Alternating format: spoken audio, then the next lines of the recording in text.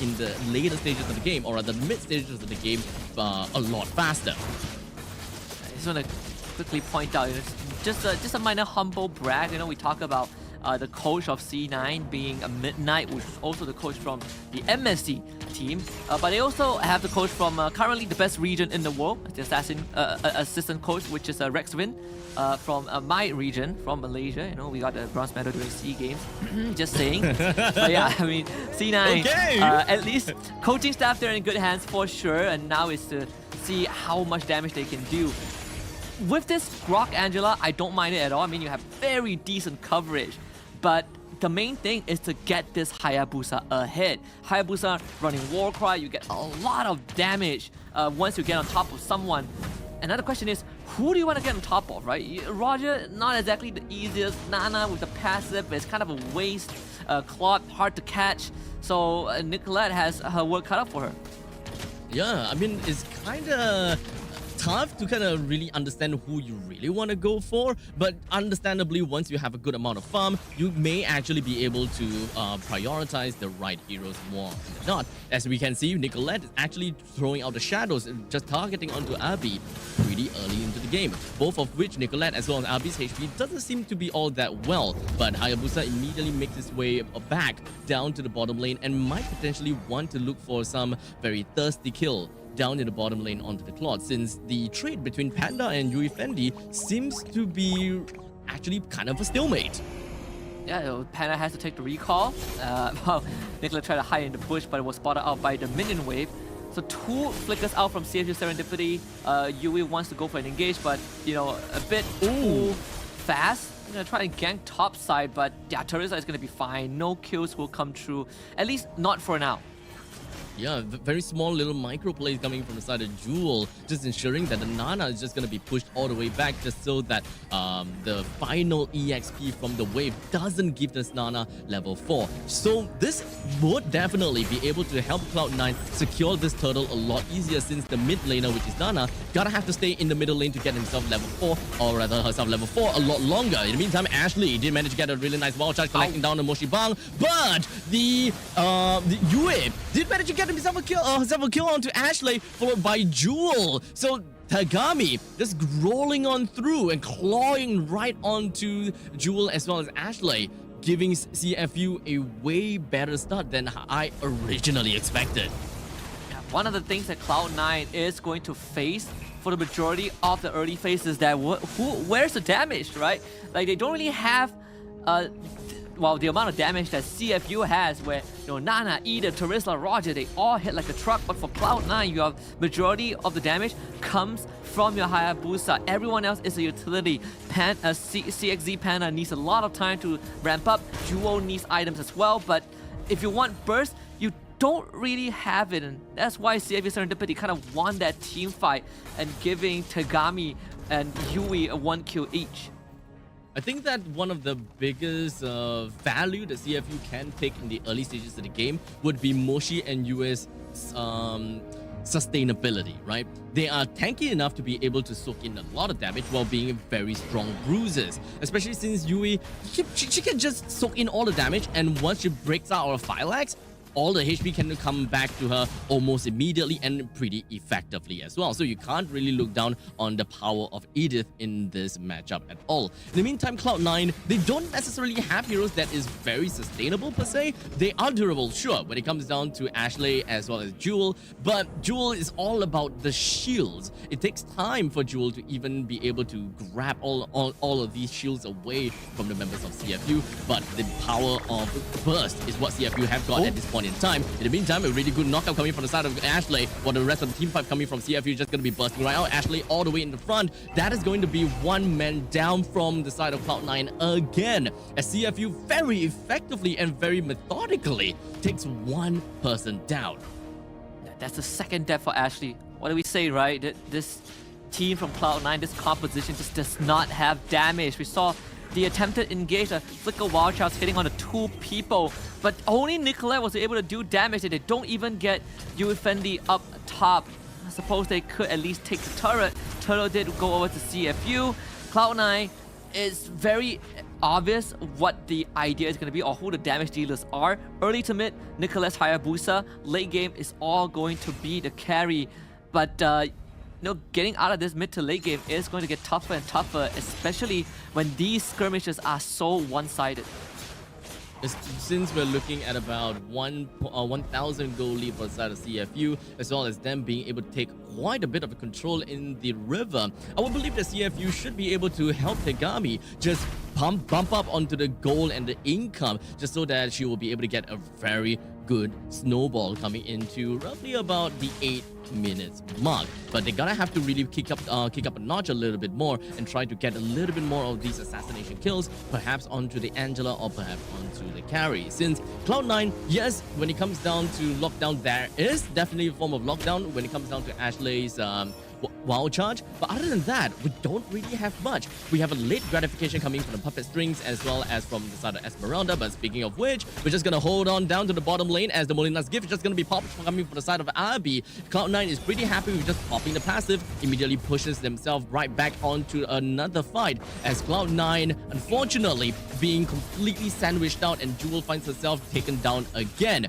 But Nicolette responds all the way to the top lane, managed to bring Yui Fendi down, and this will effectively help Panda unlock herself and being able to bring down the first defense turret in the top lane. Finally, so much cross-map plays, right? They just saw Nicolette down bottom, getting Nana's passive out, and then suddenly showing up top to kill the Claude. That is great. At least some salvage for Cloud9. They're actually not too far behind, just 900 gold deficit. Third turtle coming up on the bot side for Cfu Serendipity. I think Cloud9 might have to consider giving it up unless they can somehow get a good pick, because Tegami is starting to get quite scary, right? 2-0-1 with that wall cry on her as well. So those burst damage that this Roger can dish out cannot be underestimated, even with the hard guard.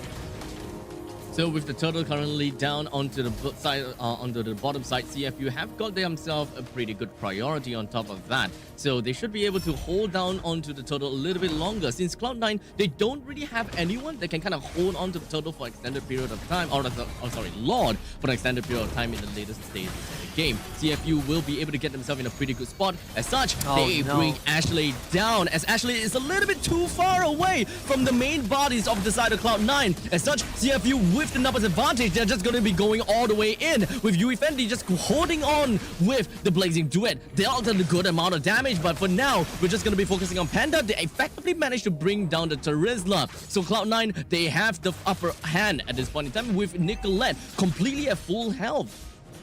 That was all Jewel and CXZ Panda duo able to buy time, but most importantly, the carry getting free reign to deal damage, and the crowd control! Nicolette getting caught by Yui's onward just as she uses the quad shadows to engage. What timing from this Edith to get that punish, but still Cloud9 getting the remaining tier 1 turrets, and just in time for Lord to spawn. Slowly but surely, Cloud9 is still on the front seat, despite actually losing quite a bit of these kills. As you can see from this from the scoreline, we've got 6 kills for CFU and 2 kills for Cloud9. Yet when it comes down to the income, Cloud9 was actually leading for a short few seconds until now, where CFU has managed to catch up just by a tad bit of a 400. Shy be a 400, and that's completely fine in the hands of Cloud9.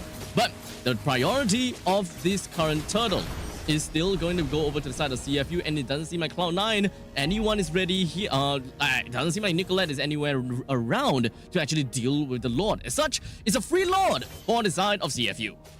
Yeah, they just give it away. I guess for Cloud9, I mean, they can afford to defend for sure. It's just the first Lord, 9 minutes in, not too big of a deal. Okay, as long as this carry comes online, as long as this carry is well fed, they will be set for that late game. So completely, all of the members from the side of CFU and Cloud9, they're just huddling up in the middle lane as we do Ashley with a flicker right through in the middle, but it doesn't seem like it did manage to do too much. Ashley with the conceal walks away. Now just going to be leaving no way. Panda in the front lines, but fortunately, Panda walks away, still alive, while CFU is still gonna be pushing onto the advantage and really wants a piece of this turret in the front lines. In the meantime, the Ogi Shadow Kill just gonna be popped right out. Nicolette no longer have got any elements to work with on an assassination on the sidelines. But now, the main thing is for the side of CFU, they got the attention from Cloud9 and bottom lane pushed up pretty darn hard. Still want to do this. I think they can push the turret. Now, the Lord has been slain, so unfortunately for CFU, try as they may, they cannot get through that mid-tier 1. Cloud9 should be able to defend this. Glowing one was purchased by Exia, so some extra damage, some extra healing. Duo gets gone on, but it should be fine as the Esmer is an Esmer after all. So overall, I mean, Cloud9, all things considered, they defended their base quite well. I mean, they did lost the bottom tier 2 thanks to the Lord, but mid-tier 1 still remains. Fight just now was quite eventful, right? The sideways flicker wild charge from Ashley to work with Nicolette were not able to get the kill. The point blank penalty zone missed by Moshi Bang. That could have been a takedown onto CXZ Panda, but that did not happen. So a lot of events that led us up to this stalemate. Cloud9 catching up in terms of net worth, and I dare say, you know, because of all these close calls, Cloud9, they're gonna eventually reach that critical mass, and that's where CFU Serendipity will have to be a bit more careful setting up for the second Lord up on that top side. CFU definitely showed that they are very eager to fight, and they are bold when it comes down to all of these fights. Very confident, if you ask me. But unfortunately, there have been too much times where Cloud9 managed to outmaneuver CFU when it comes down to the macro gameplay. As you can pretty much see that there is already a total of 3 turrets in the top, bottom, and middle lane combined taken down. So at least when it comes down to taking the river control, Cloud9 definitely have got a way better spot since their middle lane first defense turret is still standing tall. Cloud9 did a pretty good job keeping that turret up, to be honest. Yeah, absolutely. I mean, even for CFU Serendipity, right? They actually have a pretty decent siege comp. You know, you have the Claude, you have the Roger, but Ashley, despite going down 3 times, has been doing a great job of just sandbagging CFU. Every single time they walk up, you just build a nature's barrier, make sure that you stall out the minion wave. This could be a kill. Oh, yep, with Ashley popping right out with the wild charge, and now we even got Esmeralda just hoping that we'll be able to follow up on the Moshi Bang, but the rest of CFU, they were ready, very much ready to come into the aid of Moshi Bang and ensure that Terizla is safe and sound. Also, overall, we're starting to see this carry really hurting. That was your front line, by the way. That was your Terizla, the guy with the body of a Smith, who was supposed to be an impenetrable wall and almost went down in a few seconds thanks to this carry's true damage. So this Raw Dance is going to get a bit deadly. Esmeralda Duo is going to throw her body every single time she has Purified online, but CFU wants the Lord.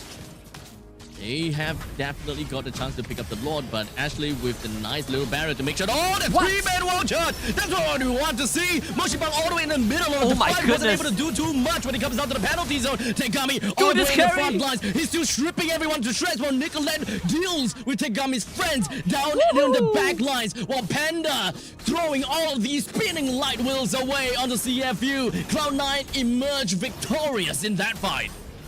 Yeah, and finally Ashley, with all of her previous wild charge, we say even though they lose the fight, she has been getting some great multi-target wild charge with this Grok, and that one was the perfect one, hitting 3 people at once. You see, CFU, they wanted to retaliate, right? Yui instant response with her own Flicker Earth Shatter to stop this carry, to break that momentum, but Cloud9 was just too strong. CXZ Panda came online with the help of Exia's Hard Guard, absolutely just shredded the front lines of CFU. You look at this STC replay, Ashley, what a read into that push. A 3-man knockup and this carry uncontested. Yu Fenty thought she was strong enough, goes in with a BMI blazing duet only to get her life snuffed out in an instant by this carry. 4 for 2 exchange, Cloud9 in full control of the game. With that all said, Cloud9 now has a total of about 4,000 gold lead on top of CFU. How big of a change a single team fight could just spin over to the side of Cloud9. And with the Lord now running down in the middle lane, preparing to pillage all of CFU and whatever that they hold on dear. As he charges on to the middle lane inhibitor, brings it down almost immediately while the top lane and the bottom lane are shoved up pretty nicely too. Cloud9 now reserving their energies just a tad little bit. Make sure that they do not go and overextend themselves, and all they want is objectives to bring down the top lane inhibitor turret, while Nicolette have got other plans in her mind. Immediately went for the assassination onto Abby. That puts 4-person onto the side of CFU. Cloud9 definitely have got a numbers advantage now. Nicolette is not going to be stopping with all of these assassinations, as you can see. Constantly going in and out of the fight. Very slippery. Just look at Xayah, she's just hanging back. Watch out for Ashley though, Flicker is back up. So we might see another Flicker wild charge. This could be the final push. Yes, now we do have the wild charge coming from the side of Ashley. It did manage to do a very good job, but unfortunately, it doesn't seem like the damage coming from the side of CFU is doing much at all. Tegami went straight in and wanted to end the life of Ashley. Put too much time and resources just for the Grok. Moshi Bang now focuses herself down onto Ashley, but still not quite enough. With only 2 members left, Abi as well, Yuri Fendi. Nicolette brings Abi down, and the rest of Cloud9, they don't have a crit just yet, but they don't care because the next wave comes right in, and Cloud9 takes the crown for this tiebreaker match away from CFU.